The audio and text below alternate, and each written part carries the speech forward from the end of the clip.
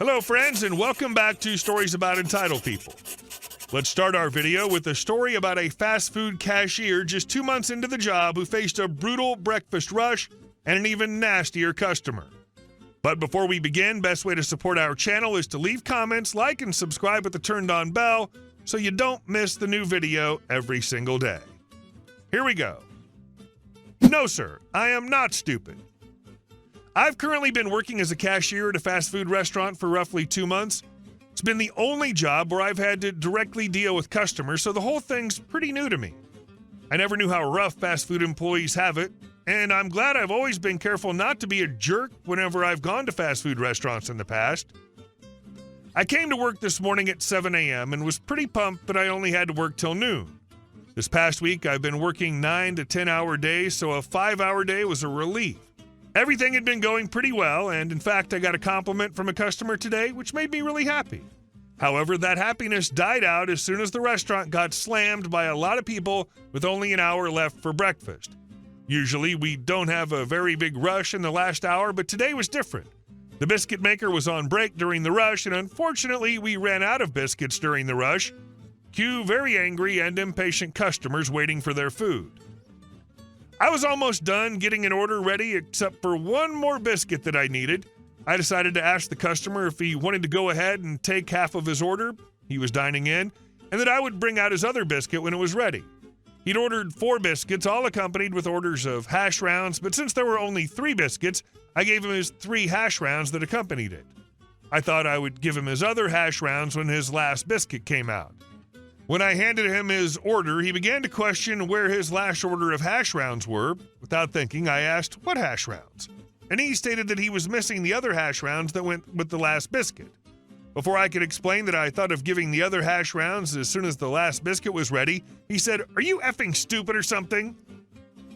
Like I said, I haven't been in fast food service for long, so this insult took me completely by surprise.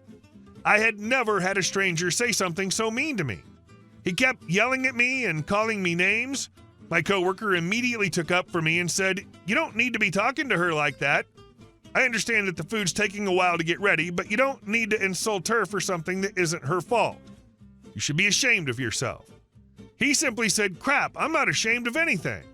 And that's where I literally lost it. I had a whole bunch of people in line waiting for me to take their orders, but tears started to well up and I began to shake.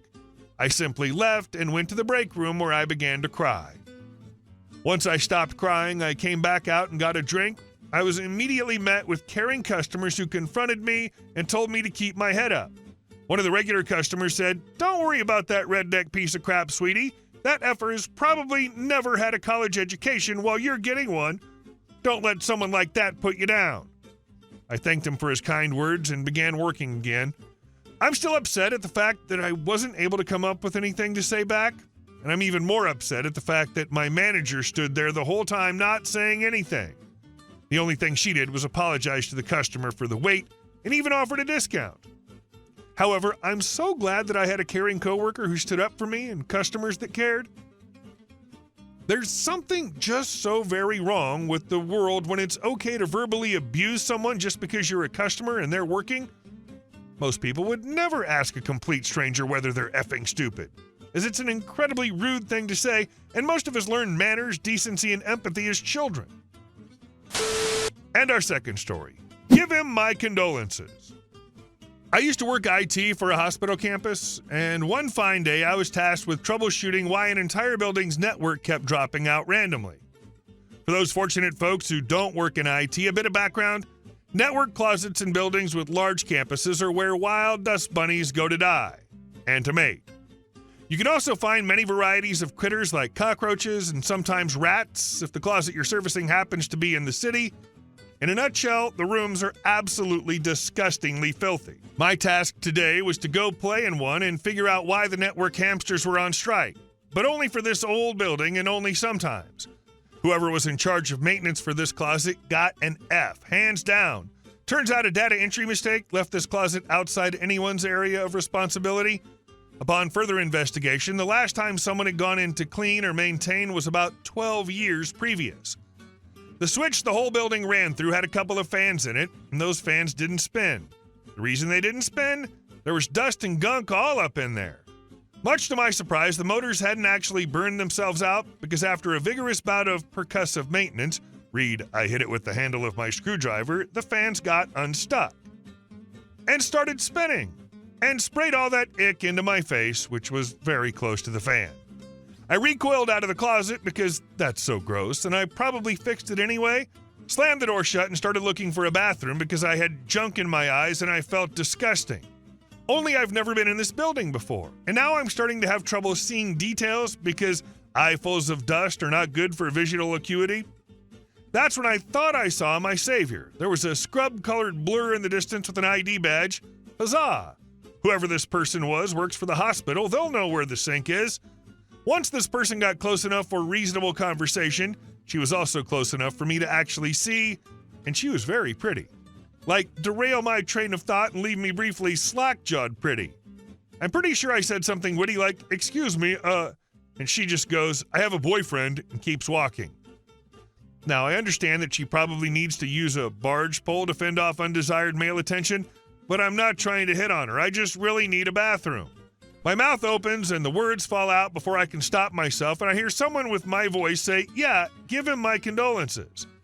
She bangs a 180 and, I'm assuming, has a super B-word look on her face and starts stalking towards me. Excuse me? I work here too, and I really need to find a bathroom. As I say this, I indicate my dust-coated person with a vague hand gesture. It was at this point she redeemed herself as an actual human being because it was her turn to say something pithy. Holy crap. She grabs my hand and pulls out her cell phone, and I'm trying to disengage because I don't want to get her dirty too, telling her I'll be fine. I just need to rinse my eyes out. She doesn't let me escape and tells me to shut up, and then I hear her telling someone on the phone she needs a stretcher out front of the building because an IT guy has a face full of asbestos, and yes, the dust is in his eyes. Getting that sorted was not much fun at all. But the only reason I didn't get my vision permanently impaired was because I was one building over from a level 1 trauma center, and a quick-thinking nurse didn't let some dip crap try and wash his eyes out in a sink. Life pro tip, asbestos dust in your eyes is an experience you can live a complete and fulfilling life without ever experiencing. It was a mean thing to say. I have a boyfriend before even looking. I mean, she works in a hospital, which is a place where many people need help. But she was most likely the savior of your eyes, so I wouldn't be mad. And our next story. I don't like anything you sell here. Why can't I get cash for this gift certificate? I worked at the customer service desk for a catalog showroom type store in the 1990s. This was a national chain store and it had been around for decades. There were companies that would give their employees gift certificates for our store in lieu of cash bonuses. The reality was that their employer was trying to be generous and didn't want their workers to be taxed on their bonus, but the employees were furious. We could always tell when those companies had their Christmas parties because over the next few days, we'd see an influx of visitors wielding gift certificates. Invariably, we'd have a few people come in and walk straight to the service desk demanding refunds on the certificates. It amazed me that they all thought they had a unique argument for why we should give them cash. I think my favorite was, you don't sell anything I like or need here. We sold housewares, electronics, sporting goods, power tools, toys, and jewelry. I guess it's possible they wanted groceries or auto parts, but they were basically angry that they didn't have fiscal autonomy because their employer made their decision for them. The same tricks were attempted each year. Once they were told that we couldn't refund the certificate, they would attempt to get creative. They'd buy a 2-pack of D-cell batteries and expect to get cash for the remainder. Nope, we just cut them a decreased gift certificate for the balance. They would buy something for the full certificate amount and then return it with the receipt. We issued the refund as a gift certificate or store credit. They would buy something for the full certificate amount and then return it saying they lost the receipt. We would issue the refund as store credit, but additionally it would be for the lowest sale price from the past 90 days. The people would be spitting mad at us, as if it were our fault that their companies made the gift certificate decision. I got to the point after a few years that I recognized some of the people and they tried the same stunts every year. And our last story, best way to protect deed/property lines from neighbors. We bought our house in 2021, and as part of the process, we had a thorough inspection and surveys done to ensure that the property lines were clear and accurate.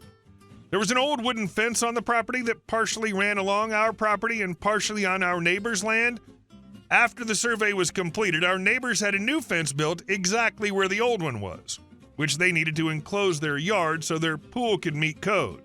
They assumed the old fence line was correct, but they never confirmed it with a survey of their own. Fast forward to the summer of 2022, our neighbor next door approached me asking if I had any plans to replace the old wooden section of the fence. Wanting to double-check everything before making any decisions, I reviewed the survey again. That's when I discovered something troubling. The new fence they had built was actually several feet onto our property. They'd unknowingly continued the line of the old fence, which had already been encroaching on our land. After realizing this, my spouse and I decided to pay for and replace the old wooden fence with a new, taller one. We didn't want to have to deal with seeing them, especially after discovering the encroachment issue. The new fence would help with privacy and also set a clear boundary on our property. However, despite our efforts to clarify things, the neighbors continued to plant a garden, hang a hammock, and make other improvements on the section of land that was actually ours. They also continued to maintain that section of land, but when I approached them about the situation, they disagreed, insisting that the fence was on their property, despite what our survey showed. I understand that to protect my property rights and the deed, I need to get some sort of legal acknowledgement from them. Without it, there's a risk that their continued use and maintenance of the land could give them squatters' rights or some other claim in the future. I've been considering 3 possible ways to move forward, based on advice from some lawyer friends, but I'm unsure which option is best. Create a lease agreement. The idea here is to create a formal lease agreement that essentially rents the land to them for a nominal fee, like $1 a year. This would legally acknowledge that the land is ours, but they have permission to use it. However, I'm wary of this option because it might give them tenant rights, which could complicate things down the road. I don't want to end up in a situation where I'm dealing with landlord-tenant issues over land that's rightfully ours. Boundary acknowledgement agreement. Another option is to have them sign a boundary acknowledgement agreement. This document would state that they are allowed to use that section of our property as long as they live there, but it clearly acknowledges that the land belongs to us. It would also specify that any improvements or maintenance they do on that land do not give them any rights to claim ownership. My concern with this option is whether it's strong enough to protect us in the long term. Could it prevent them from trying to claim the land in the future? Prohibit use and conduct a border survey. The third option is the most direct. Conduct a new border survey and then prohibit them from using our land altogether. This would likely involve erecting a new, clear boundary marker, and I'd probably have to enforce it legally. While this option seems like the strongest in terms of protecting our property rights, it could also escalate tensions with the neighbors. I'd prefer to keep things civil if possible, but not at the cost of losing part of our property. In the end, after much deliberation, we decided to move forward with the third option. We hired a professional surveyor to conduct a new border survey, which confirmed that the fence and several of the neighbors' improvements were indeed on our property. To our relief, the neighbors finally acknowledged their mistake. They agreed to dismantle the garden, hammock, and other structures they'd built on our land. They even offered to move the fence back to the correct boundary line at their own expense. Hey guys, thank you all for watching the video. I'll see you in the next one.